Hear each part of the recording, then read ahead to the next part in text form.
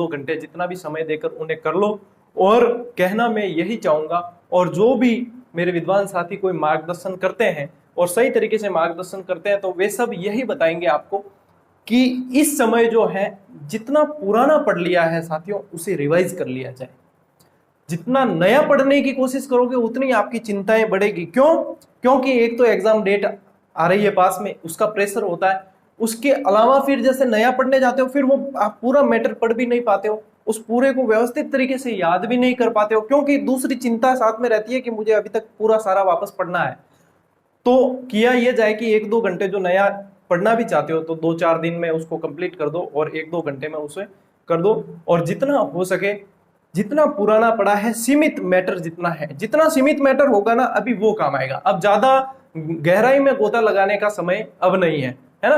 तो न तो आपको अब नोट्स बनाने का अब कोई समय है ही नहीं, वैसे भी नोट्स बनाए जाते हैं 6 महीने पहले।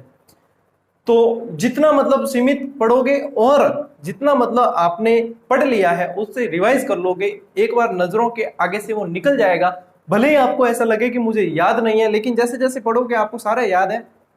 और फिर वो जैसे ही एग्जाम हॉल में आएगा तो वह आपके जो अचेतन मन में चला गया है वो फिर से वापस चेतन मन में आ जाएगा। प्रश्न को देखते ही जो है, ऑप्शन देखते ही आप उस तक पहुंच जाओगे। तो इसमें कोई चिंता की बात नहीं है। सबसे पहली बात यही है कि नया ना पढ़े और पुराना जितना रिवाइज कर सकते हैं उतना रिवाइज करें। दूसरी बात साथियों कि अभ्यास जरूर करें। कोई भी साथी जो आपको सही सलाह देगा वह यही है कि अभ्यास जरूर करें। अब अभ्यास करना इसलिए जरूरी है, आपने इतना सारा पढ़ा है वो कितना सार्थक है। अभ्यास करेंगे तो आपको पता चलेगा कि हाँ प्रश्न की जो प्रकृति ये रहती है और इसको हल करने का जो मेरा तरीका है वह ये है, और मैं यहाँ गलती कर रहा हूं या कर रही हूं जो भी, ठीक है ना। तो उस गलती को मतलब अभ्यास के जरिए सुधारा जा सकता है, और अभ्यास के जरिए आपको पता चलेगा कि हाँ इस तरीके से ऑप्शन सामने आने पर हमारा जो है मस्तिष्क उसके ऊपर कैसा रेस्पॉन्स देता है, किस तरीके से हम पढ़ते हैं। तो ये चीजें वहां पे आपके लिए काफी फायदेमंद होने वाली है। अब अभ्यास के बारे में ऐसा है कि कई साथी कहते सर मॉडल पेपर कौन सा ले, सर हमने ये मिला रहे थे या कोई भी मतलब आरबीएससी की बुक्स पढ़ी है या गाइड पढ़ी है या जो भी, तो ये सारी चिंताएं अब नहीं करनी है। अच्छा कई लोग तो इस चिंता में रहते सर वैक्सीन एक ही डोज लगी है क्या हमें एग्जाम देने देंगे। एग्जाम देने से आपको कोई नहीं रोक सकता। मान लीजिए वैक्सीन की बीच में अनियमितता चल रही थी तो आपके एक डोज ही लगी और दूसरी डोज नहीं लग पाई, तो इसमें आपका कोई भी डोज नहीं है। तो ये बातें तो दिमाग में लाती ही क्यों कि वैक्सीन नहीं लगाई एग्जाम नहीं देने देंगे। ये सारी चिंताएं छोड़ दो, ये चिंताएं दुश्चिंताएं बनेगी आप सिर्फ ध्यान दो अपनी पढ़ाई पर। ये सारी चीजें, प्रवेश पत्र कब आएंगे और वैक्सीन लगी नहीं है, ये सारी चीजें मत किया करो, ये सारी आपको विचलित करेगी। इन सबको छोड़कर सिर्फ पढ़ाई पर ध्यान दो। अभ्यास के बारे में ऐसा मॉडल पेपर मिलाते हैं, यदि किसी का कोर्स कंप्लीट नहीं हुआ है तो उसके लिए मॉडल पेपर भी काम के नहीं है, वो पहले कोर्स कंप्लीट करें। और उसके लिए कैसे अभ्यास किया जाए, तो जैसे आप टॉपिक वाइज अभ्यास करते हो, टॉपिक के पीछे प्रश्न दे रखे होते हैं, कई सारी बुक्स भी है जिसने टॉपिक वाइज ऑब्जेक्टिव निकाल रखे हैं, तो उसमें से टॉपिक वाइज अभ्यास कर लो। और जिनका पूरा हो रखा है वो मॉडल पेपर मिला ले, दिन का एक मिला ले, 2 दिन का एक मिला ले, सप्ताह के 3-4 मिला ले, जितने भी, तो वो आपके लिए बेहतर रहेगा। तीसरी चीज साथियों जो है सोशल मीडिया से दूरी। अब सोशल मीडिया में यूट्यूब भी आता है, ये बात ध्यान रखें। तो आप कहोगे सर आप भी वीडियो बनाते हो, क्या आपका वीडियो नहीं देखें। यदि आपकी तैयारी बहुत अच्छी चल रही है, आपको किसी तरह के मतलब कहीं भी आप विचलित नहीं हो रहे हो, बिल्कुल व्यवस्थित तरीके से आप अपने आप से संतुष्ट हो, तो बिल्कुल भी जरूरत नहीं है, मैं कहूंगा मेरा वीडियो भी देखने की जरूरत नहीं है। क्योंकि हम भी वीडियो इसलिए बनाते हैं कि आपकी तैयारी प्रॉपर चल सके। और यदि आपकी तैयारी बिल्कुल प्रॉपर चल रही है, किसी तरह का कोई बाधा नहीं है, बिल्कुल मस्ती से आराम से आप जो चीज करना चाह रहे थे वह कर रहे हो, तो आपको न सिर्फ मेरा बल्कि किसी का भी वीडियो देखने की कोई जरूरत नहीं पड़ेगी। दूसरी बात कि फेसबुक और व्हाट्सएप, टेलीग्राम ये सारी चीजें चलाते हैं। देखो एक बात मैं क्लियर कर दूं कि यहाँ पर तैरते हुए प्रश्न ऐसे घूमते हैं जो प्रश्नों की प्रकृति को बिल्कुल चेंज कर दिया जाता है, और ऐसे तोड़ मरोड़ कर प्रश्न यहाँ पे, अब जब हम तैयारी कर रहे 2016 में जब मैंने रीट की तैयारी की तब ये माहौल बिल्कुल भी नहीं था। और अब ऐसा है कि व्हाट्सएप या टेलीग्राम जो भी खोल के देख लो, मतलब टॉपिक में से ऐसा कहीं ना कहीं प्रश्न पूछा हुआ होगा जो देखकर हमें लगेगा कि ये तो हमने पढ़ा ही नहीं और हम तो रह गए पीछे।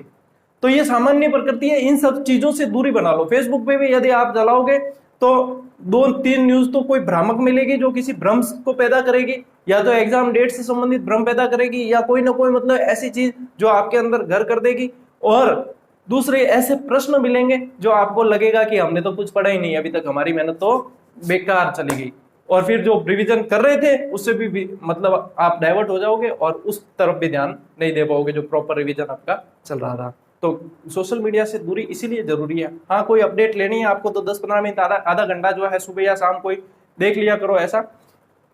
बाकी जितना दूरी बना के रखोगे सोशल मीडिया से, क्योंकि ये जो घूमते हुए जो तैरते हुए प्रश्न आपको जो बिल्कुल तोड़े मरोड़े हुए प्रश्न दिखते हैं ना, ऐसे प्रश्न आते नहीं है, ये सिर्फ ऐसे ही भय पैदा करने के लिए फैलाए गए होते हैं। या इनमें से कई प्रश्न यदि हमको पूछ लिए जाए तो हम भी इसको बताने में असमर्थ हो जाएंगे, अरे यार ये कहाँ से आया है।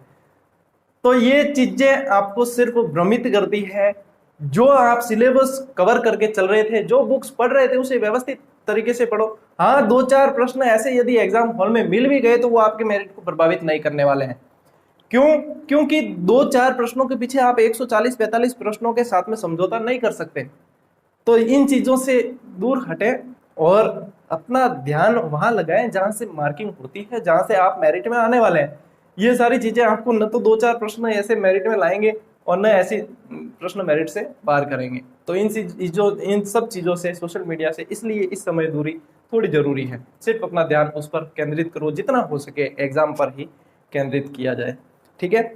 लास्ट और अंतिम बात यह बताना चाहूंगा जो फॉलो करनी चाहिए सभी विद्यार्थियों को, सभी अभ्यर्थियों को, कि ये जो चिंता है, जो दुश्चिंता में बदल रही है, जो आपको तनाव और दबाव की ओर ढकेल रही है, तो ये चिंताएं आप मतलब अपने अंदर से आपको मोटिवेट होना पड़ेगा, इन सबसे दूरी बनानी पड़ेगी।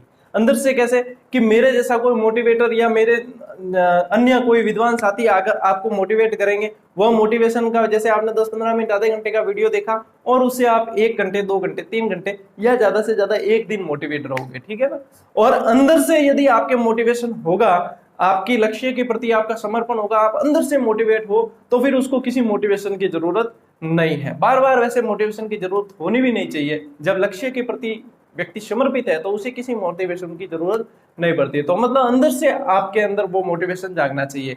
बाहरी तौर पर हम तो आपको कितना मोटिवेट कर सकते हैं, 24 घंटे साथ में रह नहीं सकते और 24 घंटे आप हमारे वीडियो देखें, ऐसा भी हो नहीं सकता।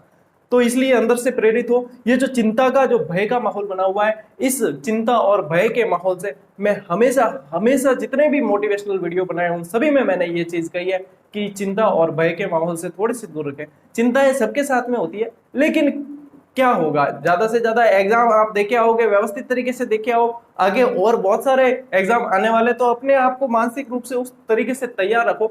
ये कोई जिंदगी की पहली या आखिरी परीक्षा नहीं है, ऐसे बहुत सारे मौके मिलेंगे और बहुत सारे मौके हम भुनाएंगे भी, और पिछले एग्जाम में कहीं कमी रखी है तो इस एग्जाम में सुधारेंगे भी। और जिस हिसाब से तैयारी की है, अपनी तैयारी पर विश्वास रखिए। ये तैयारी